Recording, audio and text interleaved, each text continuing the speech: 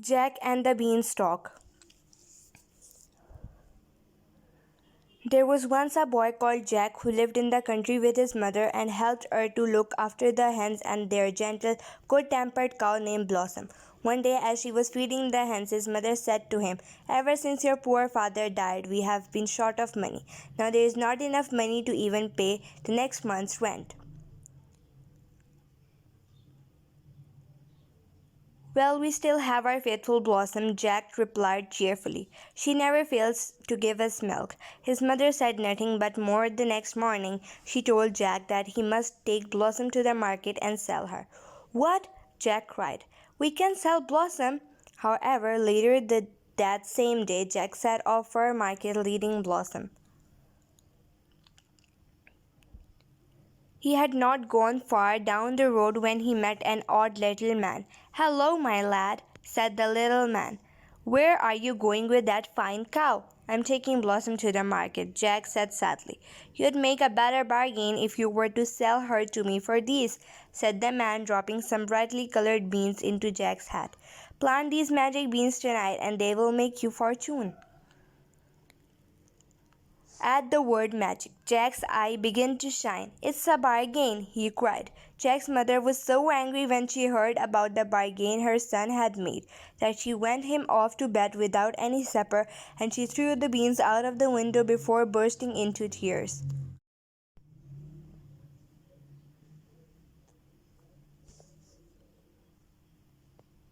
Jack woke early the next morning and went to the window. He gasped in surprise when he saw that an enormous, gigantic beanstalk had grown in the night while he slept. It was so huge that its topmost branches reached into the sky, so the little man's beans were magic after all, Jack thought. He didn't try to cheat me, and now they have grown and grown into a great tall magic beanstalk. Jack stared up at the magic beanstalk for a long time before he turned back into his bedroom. He knew now what he must do. Well, now, he dressed quickly and rushed outside to climb the magic beanstalk. It was easier than he had imagined, and when he glanced down, the farm looked like a tiny doll's house.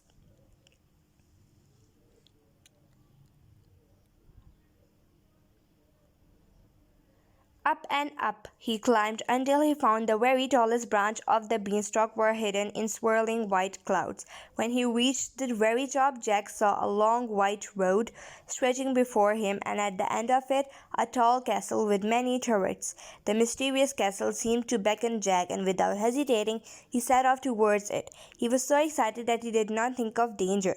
Here was the kind of adventure he had always wanted. "I'm ready for anything," he told himself. As soon as he reached the castle, Jack went up to the stout wooden door and stretched up to use the big brass knocker. For some time there was no answer to his knocking, and he began to wonder if the owner of the castle was present at home or he was not present at home.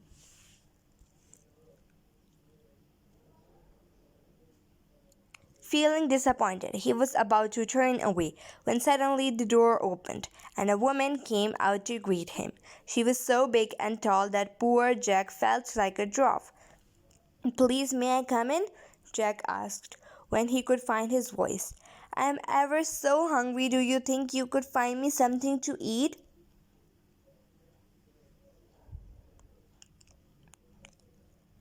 The woman smiled as she looked down on Jack. Then she said, "Come in. It's lucky that my husband is out.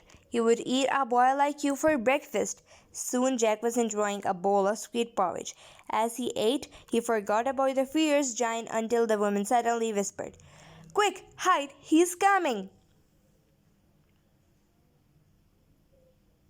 Quick as a flash, Jack jumped into the big stone oven seconds before the giant third into the kitchen. Then, in a great rumbling voice, he began to roar, "Fee, fee, foo, fum! I smell the blood of an Englishman, be he alive or be he dead. I'll grind his bones to make my bread." No, no, husband, said the giant's wife. You smell nothing but the remains of the pie I am keeping for you. Quickly she put the pie before him, and the giant began to eat huge mouthfuls. When his hunger was satisfied, he called for his wife to bring him his bags of gold, which he did straight away.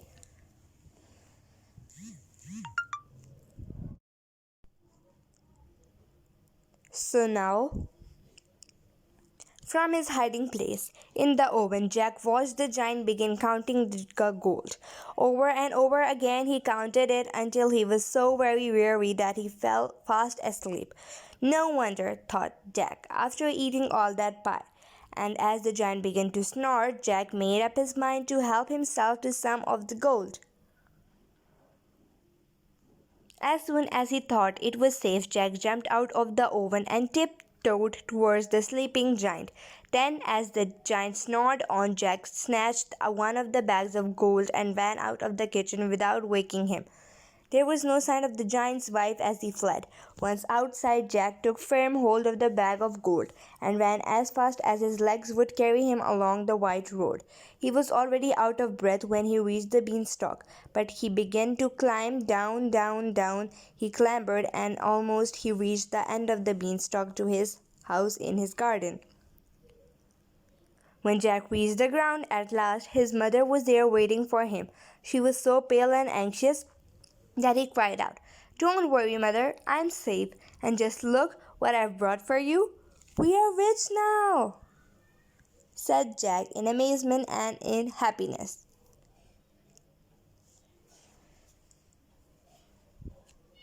The giant The giant's gold put an end to all of Jack's mother's worries. She paid the rent with it and bought things for the farm and new clothes for Jack. But money doesn't last forever, and Jack knew as he stared up at the beanstalk that one day he would have to climb up it again. The giant has other treasures. He told his mother, "I must climb the beanstalk again and pay another visit to his castle." And so he did. The giant's wife seemed happy to see him when she answered his knock, and soon Jack was in the huge kitchen and being served with a delicious bowl of sweet porridge. There was no sign of the giant until all at once the ground beneath Jack's feet began to shake, and Giant's wife whispered fearfully, "My husband has come home. Quickly, hide in the oven like you did before."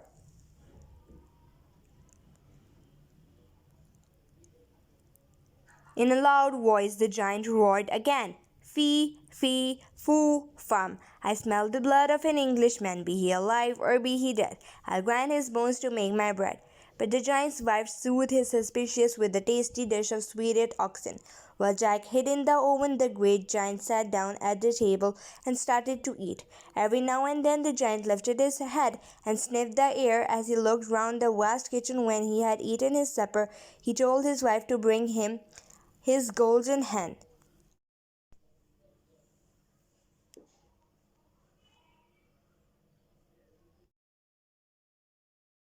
So Jack watched in amazement as the hen began to lay eggs of solid gold, but he waited patiently until the giant fell asleep before daring to snatch the hen and escape from the castle. Alas, the hen began to squawk so loudly that the giant awoke and set off in pursuit. Jack ran like the wind until he came to the beanstalk. He climbed quickly down and went safely in his own garden. He showed his mother the hen and told her they were now rich again. But Jack could not forget the castle in the clouds, and one early morning he climbed up there again. As before, Jack hid in the oven until the giant appeared, and as before, he waited patiently until the moment came for the giant to call for his treasure. This time it was a magic harp that filled the vast kitchen with a heavenly music. It was not difficult to take the harp from the sleeping giant, but then, as Jack reached the door, it called out, "Master, master," in a musical voice, waking the giant. So it was not easy to take the again to his house. Now, what a chase it was! The giant was so close behind Jack that he all but caught hold of him. Jack reached the magic beanstalk first and began clambering down. "Mother, mother!" he shouted. "Bring me the axe! The giant is close behind!" With all his strength, Jack swung the huge axe, and the beanstalk began to tremble and shake. Then suddenly down it came with a mighty crash, and with it came the giant. So that was the end of the giant and the end of the magic beanstalk, and of all Jack's adventures. The end.